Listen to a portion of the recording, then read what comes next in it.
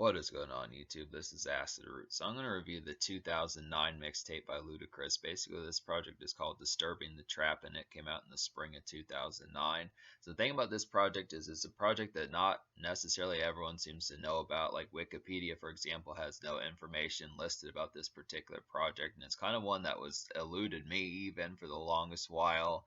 I didn't know about it until like this past summer, and I wanted to finally mess with it and see what it's about. So it's this kind of one that's just kind of where I originally thought that Ludacris took off the year 2009. Originally, he was going to drop Battle of the Sexes with Shawnna, and that was going to be kind of their collaboration album that was supposed to come out around that time. But Shawnna kind of left Disturbing the Peace in like early mid 2009 and stuff. So that kind of, he manifested Battle of the Sexes throughout 2009 and early 2010. But it just kind of felt like the thing about it was his late 2008 album Theater of the Mind was just kind of short lived. It just kind of was there between like late summer 2008 and like the first month or so of 2009, and then he just kind of vanished. But that's just kind of the concept. So it was just kind of short winded.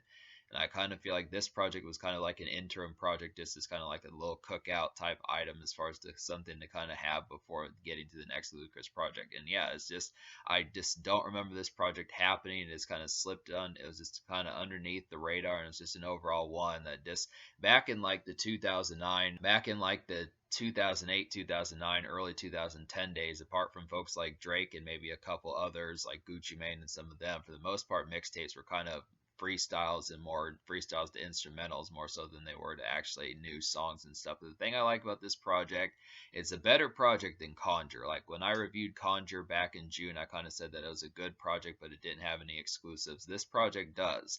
And it's kind of interesting to me just because this project, I'm not sure if this is like a full-blown official Ludacris project. It's just so low-key that there's not a ton of information about trying to figure out the whereabouts and the whatnot of this particular project. But I would have to say, somehow I think it has Ludacris's official stamp, but it's just not one that's really oftenly mentioned. So this is very much a low key. So consider yourself kind of in the lucky crowd if you happen to know about this project and see about it. I just would have to say. But the thing about it is like Conjure was kind of less exclusive of a project. That was just a bunch of freestyles, kind of like an in-between of like Preview and this project. The Preview from 2008 had freestyles like Lil Wayne does, but it also had some new stuff on there, and that's definitely what I like about Disturbing the Trap is it has some new songs on here. Like a lot of these are, and this one is not particularly freestyles to instrumentals as it is just Ludacris verses. That's kind of a concept. I want to say that there was another Ludacris mixtape. I learned about another one that's like the Atlanta Ambassador or something like that I'm going to get to, but I would have to say like yeah, it's just compiled of like Ludacris kind of verses that he did between late 2008 and early 2009 as far as that kind of went. It's just stuff from like folks like The Dream and Jesse McCartney and some of those type folks, and like Shawnna and just folks like that. I'm trying to think of a few other ones like Bobby V and some of those type folks that were just around as far as that kind of went around that particular kind of time. So I just look after it, and I just would have to say it is a pretty overall stellar project. This is definitely one of Ludacris's better mixtapes. Like I want to say, when I thought of like the Preview, I thought that was a good one, but it didn't have like the absolutely wholesome best beat selection. And you know, I like it's definitely better than Conjure, and I would say it might be better than IDGAF from 2013. I mean, I feel like those at least, it's difficult to kind of compare it to like his 2010s mixtapes just because they had more original material, but definitely compared to some of the stuff that Ludacris did in the from Conjure back, I would definitely say that this is like some good stuff here. So that's definitely kind of the thing about it. But to kind of talk about the stuff on here, like there's 20 songs on here, and out of those 20 songs, I wound up recommending to you 8 plus 5 almost songs. So yeah, there's 8 songs out of 20 I wound up recommending on here, plus 5 almost songs. Those 8 songs I would recommend would be the Beep Remix, Creepin' Solo, Drink and Drive, Electric Red, Everybody Drunk, Go Girl, Good Relationships, and Grizzly. And the 5 almost songs would be Boyfriend Number 2, How Do You Sleep, How to Be a Boss, Nasty Girl, and Rockin' That. So I just would have to say like Talk about some of these almost songs. For the most part, these are almost songs just because they're actually on the albums that you can find that Ludacris featured on. Like I feel like some of these, like "How to Be a Boss" is a song that Jim Jones did off of his 2009 album. So I just would kind of recommend getting that Jim Jones album because that's actually a pretty good album. This is a good song that had Ludacris as a feature on there. "Nasty Girl" is just kind of a song off of his Theater of the Mind album. That's a great song, I definitely would say, but it's already on Theater of the Mind. But it is a nice hit late single to kind of have. "How Do You Sleep" is the Jesse McCartney song. This is a good R&B type cut, just for kind of a more homely, makeshift kind of sense, just kind of makeshift pop, just dreary kind of shopping mall music. "Rockin' That" is like the dream song. This is a nice one with some bounce, definitely like this one. And then "Boyfriend Number Two" is another nice kind of bopish kind of tune. And then "Boyfriend Number Two" is a little bit more of an exquisite kind of R&B kind of makeshift cut as far as that kind of goes. Definitely works as like a nice sophisticated one, so I do like that. But to basically talk about some of the songs on here that I do recommend wholesomely. To basically talk about the 8 songs I recommend on here wholesomely, like the "Beep" remix, which is a Bobby V song. "Beep" was a song by Bobby V in early 2009. This is a boppish remix with some pizzazz on there. Definitely like this one.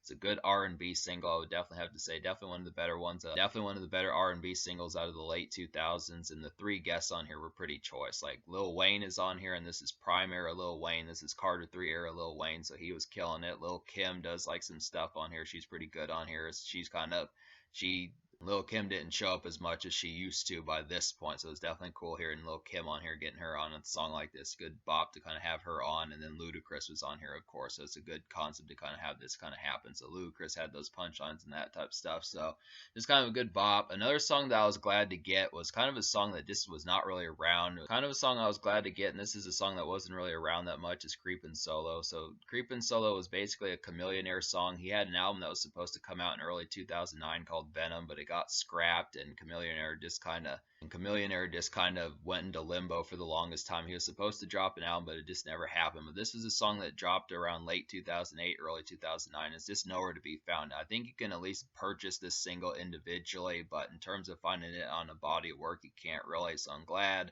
that Ludacris threw this track on here. It's definitely pretty awesome to get. So "Creepin' Solo" is a night gleam of a song. It's a good low-key kind of lone wolf bop. It's a good low-key kind of lone wolf bop, I would say, and it's a murky local gem for some travelers. So this is just kind of one where you just would hit up like the gas station, get some snacks late at night, that type of stuff, getting like drinks and just getting like drinks and liquor and that type of stuff, donuts, some of those type things as far as that kind of goes. Just a good bop to kind of schmooze through the night and that type thing, I would definitely have to say. So that's just a good one as far as that's kind of concerned. "Drink and Drive" is another nice one. This is a song like I'm thinking that this is by Young Berg. "Drink and Drive" is not really the full song. There's some songs on here that are not really the full song. It just really narrows it down to Ludacris's verse. But I think "Drink and Drive" was originally like a Young Berg song or something like that. Apparently, he had some stuff that was supposed to come out in 2008, 2009. It's pretty good bops. Just a good "Drink and Drive" is a blurry night out glaze of a song, I would say. It's city stepping and some nice glitzy fun. So I would have to say this is a pretty good one. This is just an overall blurry one. Just kind of living quick a little bit, just having a good time stepping out, having some fun, getting tanked, that type of stuff. Just an overall one.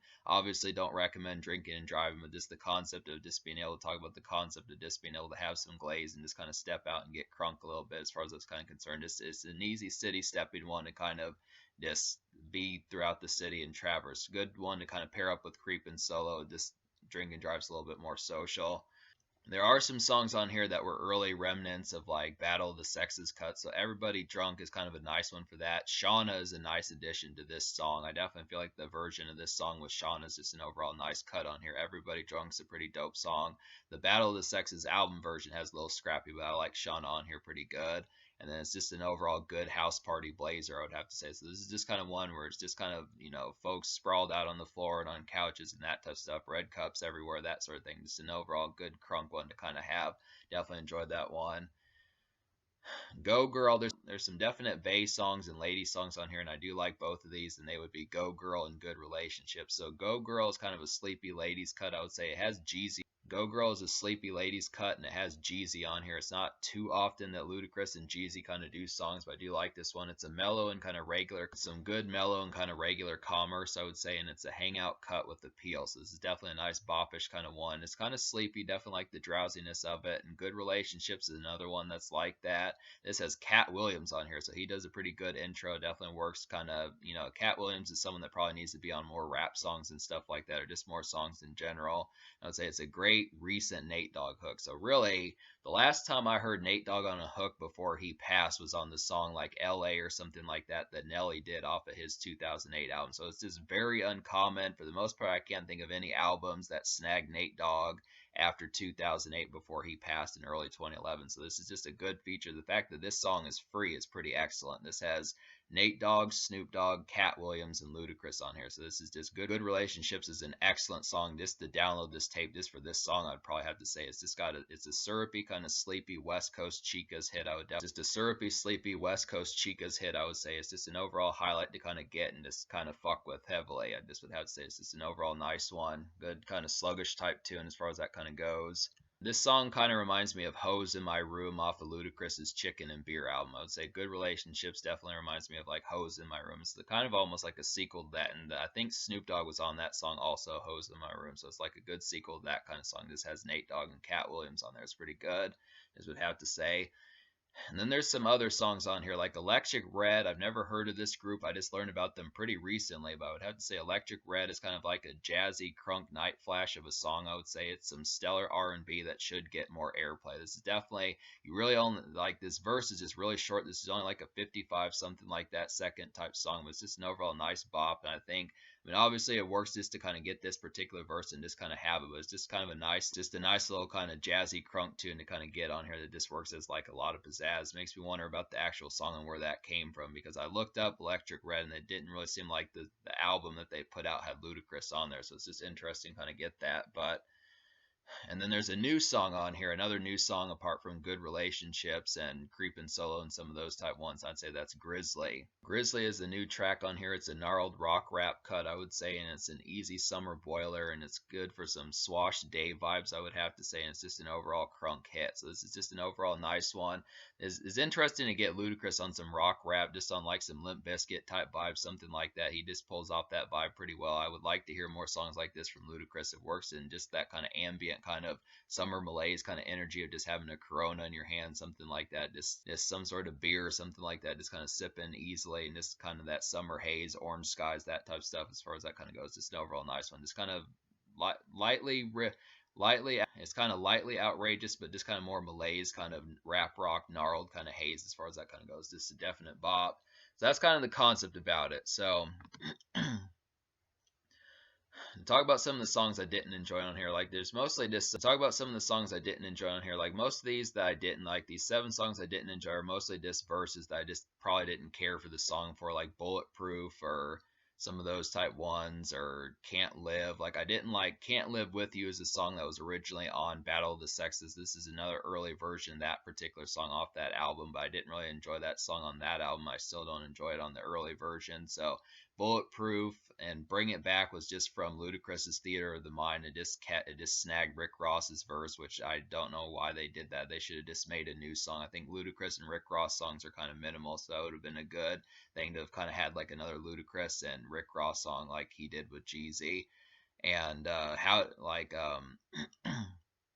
Start All Over was just kind of another rock rap one that just didn't work that well. And then People was kind of one where I just didn't like the production values of that one. This was kind of one that just didn't quite pull off the compellingness quite as well. And then Don't Love Her was kind of a disappointment. This is a new song, it seems like. This had Don't Love Her was a pretty big disappointment on here. This had Trey the Truth and Gucci Mane on here, but the production and arrangements of this one was just not that sparkling and kind of engaging as far as that kind of went. I was really expecting something a little bit better, just because Trey the Truth doesn't often team up with Ludacris. That would have been a pretty good one, but this one was just kind of a disappointment. So there's just some ones like that, just some like for some of the newer songs, they just don't quite have the engaging engaging productions, and for some of the songs that are just from verses that Ludacris did a guest feature on, some of them just didn't jump off the page as much. But there's not a ton to complain about. Like for the most part, I overwhelmingly liked most of this project. 13 out of 20 is definitely pretty good, especially for a mixtape.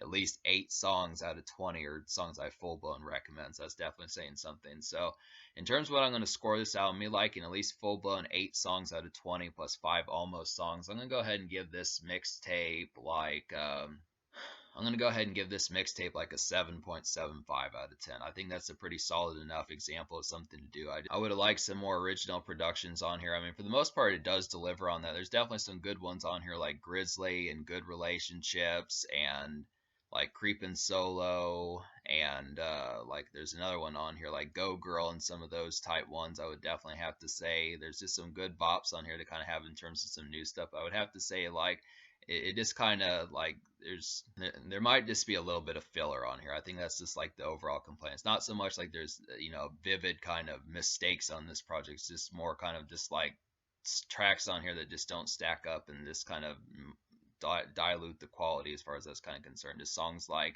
Can't Live With You, which was kind of a dud, and Don't Love Her, which is just kind of a disappointing beat, and Bulletproof was just kind of not that edgy a song, and Bring It Back was already on like Theater of the Minds, just stuff like that. Just kind of more kind of here and there kind of minor complaints that just add up to a good portion of the project more so than full blown. But it gets 7.75 out of 10. In terms of the social score, I'm going to give the social score like an 8.5 out of 10 because there are some bops on here, definitely some social moments. Ludacris, for the most part, was feeling pretty social on this project. There's definitely some litty moments on here like Electric Red, Everybody Drunk. There's some jivey, jazzy kind of moments on here like Electric Red, Everybody Drunk, Drink and Drive, Creepin' Solo, stuff like that. How to Be a Boss is pretty good. There's just some overall good ones, some good ladies bops on here, some makeshift songs like How Do You Sleep and Good Relationships, Go Girl, some of those type moments, Boyfriend Number 2, Beep Remix. So there's just some good ones for that sort of concept. This has a good amalgamation. Like this is like probably one of the more presentable Ludacris projects that I can really think of. It has Makeshift down, has like candid work ready tunes down, has Nightlife down, just overall some good stuff. I might even give